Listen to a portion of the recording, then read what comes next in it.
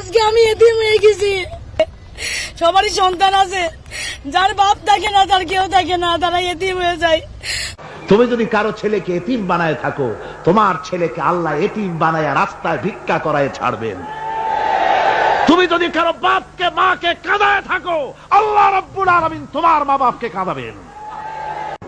বিবেক দিয়ে চিন্তা করো, যাকে মেরেছো ওই রাত্রে তার বাড়ির কাছে যাও, ওই রাত্রে গোপনে তার বাড়ির কাছে গিয়ে দেখো তার মা কিভাবে তার সন্তানের জন্য কাঁদতেছে, মায়ের কোলটা খালি হয়েছে বলে কিভাবে কাঁদতেছে, তার বাবা কিভাবে কাঁদতেছে, তার বউ থাকলে কিভাবে ছটফট করতেছে, তার কলিজার টুকরা সন্তান থাকলে কিভাবে আব্বা আব্বা বলে কাঁদতেছে।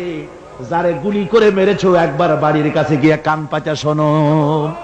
মনে রাখো যুবক, সন্ত্রাসীরা শুনে রাখো, অস্ত্র দিয়া মানুষকে যারা মেরেছো, আল্লাহর কসম করে বলি যেভাবে মেরেছো ওইভাবে তোমাকেও নিহত হতে হবে, কোনো সন্দেহ নাই।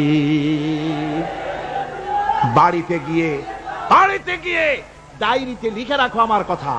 থামুন, বাড়িতে গিয়ে ডায়েরিতে লিখে রাখুন, ডায়েরিতে লিখে রাখো, যদি তুমি কাউকে হত্যা করে তার বউকে যদি বিধবা বানায় থাকো, তোমার বউ বিধবা হবেই, কোনো সন্দেহ নাই।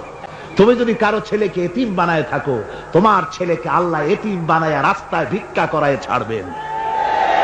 তুমি যদি কারো বাপকে মাকে কাঁদায় থাকো, আল্লাহ রাব্বুল আলামিন তোমার মা বাপকে কাঁদাবেন। তুমি যদি বেয়নটের খোঁচা দিয়া, ড্যাগারের খোঁচা দিয়া একটা মানুষকে যদি বুক ফেড়ে থাকো, তোমার বুকটা ঝাঁঝরা করে দেওয়ার মতো অস্ত্র আল্লাহ তৈরি করে রেখেছে। বিশ্বাস করো, বিশ্বাস করো। অননুমোদিত অস্ত্র থানায় জমা দিয়ে দাও, মসজিদে ঢোকো, নামাজ পড়ো, চরিত্রবান হয়ে যাও। তোমাদের প্রতি আমার উদাত্ত দাওয়াত, আমার বুক ভরা দরদ। তোমাদের বিরুদ্ধে আমাদের কোনো বিদ্বেষ নাই, হিংসা নাই, আছে কলিজা বড় দরদ। দেখতে পাচ্ছি জাহান্নামের দিকে যাচ্ছ, এ পথটা কোন দিকের পথ? জোরে বলেন, কোথার পথ? ওই নেতাদের পিছনে আর চলো না, তওবা করো।